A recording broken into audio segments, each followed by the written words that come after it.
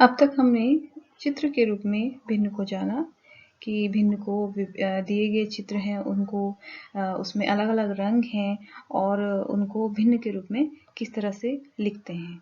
तो इसका आगे बढ़ने से पहले इसकी दोबारा से पुनरावृत्ति कर लेते हैं।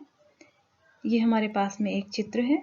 इस चित्र में 8 बॉक्स बने हैं। एक बॉक्स 8 भागों में विभाजित है और इसमें से ये 5 भाग पीले रंग से रंगे गए हैं और ये जो अगले 3 भाग हैं ये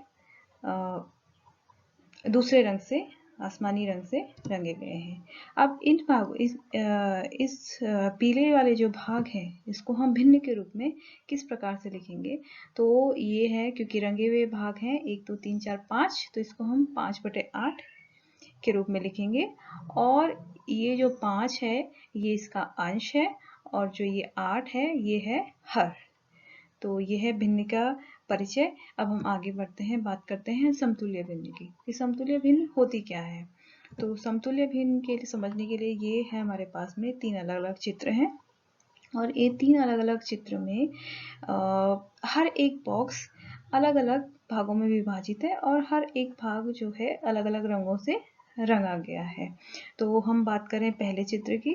पहले चित्र में देखिए पहला बॉक्स जो है दो भागों में विभाजित है और दोनों भाग इसमें रंगे गए हैं। तो इसमें ये जो पहला ये हर एक भाग है, चाहे ये भाग है चाहे ये भाग है, ये वाले भाग की अगर हम बात करें तो ये पूरी जो ये आकृति है इसका 1/2 है। उसी तरह से ये वाला भाग भी इस पूरी आकृति का 1/2 है। अब इसी 1/2 से हम आगे बढ़ेंगे। हम इस वाले बॉक्स का ये वाला जो भाग है 1/2 वाला भाग, इसी से हम आगे बढ़ते हैं और अगले चित्र की तरफ चलते हैं। अगले चित्र में देखिए ये इसी 1/2 जो भाग है पहले चित्र का वो 1/2 भाग फिर से 2 भागों में विभाजित हो गया है। उसी तरह से ये वाले भी 2 भागों में विभाजित हो गए हैं। तो हमारे पास में जो मूल भिन्न है वो है 1/2। 1/2 भाग को ही हम आगे बढ़ा रहे हैं। तो 1/2 जो भाग है वो यहाँ पे 1 2 भागों में विभाजित है। तो यहाँ पे अंश और हर दोनों को हमने 2 से गुणा कर दिया है और हमें मिला है 2/4। उसी तरह से हम अगले चित्र की बात करें, भाग वही है 1/2 भाग पुरानी आकृति का 1/2 भाग है और ये 1/2 भाग फिर से 1 2 3 4 भागों में विभाजित हो गया है। तो इसमें भी हमने वही किया कि ये 1/2 भाग है और इसमें क्योंकि 4 भागों में विभाजित हो गया है तो 4 और 4 से अंश और हर दोनों में इसको हमने 4 से गुणा किया और हमें मिला 4/8। तो ये जो 2/4 हैं 4/8 हैं ये हैं समतुल्य भिन्न 1/2 की। तो समतुल्य भिन्न की परिभाषा कि कोई भी भिन्न है, अगर कोई भी भिन्न है और उसके अंश को हम एक ही संख्या अंश और हर एक ही संख्या से अगर हम गुणा करें तो उसके बाद हमें जो भिन्न मिलती है वो उस पहली वाली भिन्न की समतुल्य भिन्न होती है। तो हमने पहले वाली स्लाइड में यही किया। ये 1/2 भाग था और ये 1/2 को के अंश और हर हमने दोनों को 2 से गुणा किया तो हमें मिला 2/4 और उसी 1/2 को हमने आगे 4 से गुणा किया क्योंकि ये 4 भागों में विभाजित है तो हमने इसको 4 से गुणा किया। अगर ये 3 भागों में विभाजित होते, 3 इसके भाग होते तो ये इसको 3 से गुणा कर देते तो ये हो गया, हमें मिला 4/8।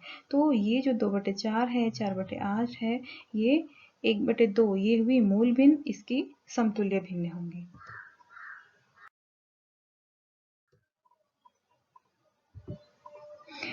अब इसको हम दूसरे चित्र से समझते हैं। ये हमारे पास 4 अलग-अलग वृत्तों के चित्र हैं। इसमें ये जो पहला वाला चित्र है इसमें भी वही एक भाग रंगा गया है और एक भाग नहीं रंगा गया है। तो ये जो रंगा हुआ भाग है ये पूरे चित्र का 1/2 भाग हुआ। अब इसी 1/2 भाग को हम आगे बढ़ाएंगे। अगले चित्र में यही 1/2 भाग फिर से 2 भागों में विभाजित हो गया है।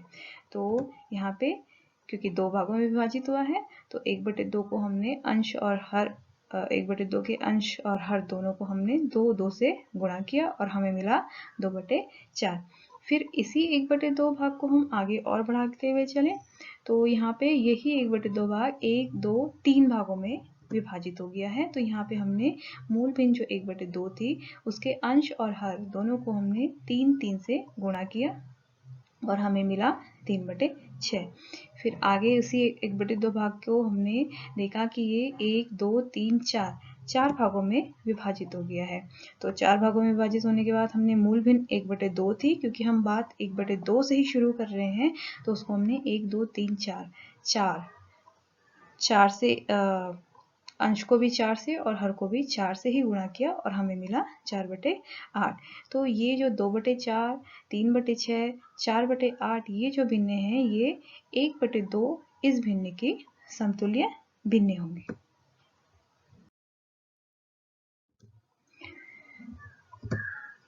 अब ये है हमारे पास एक प्रश्न, 2/5 की समतुल्य भिन्न ज्ञात कीजिए। हमारे पास में एक भिन्न दी गई है, तो इसको हम यहाँ पे 2/5 हमारे पास मूल भिन्न है, इससे हमें अगली समतुल्य भिन्न प्राप्त करनी है।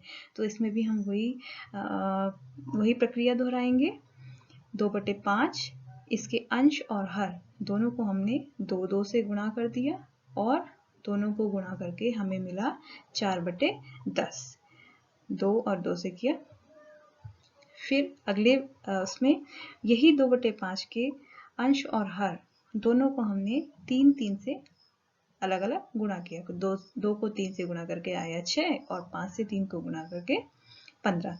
तो ये अगली भिन्न मिली 6/15।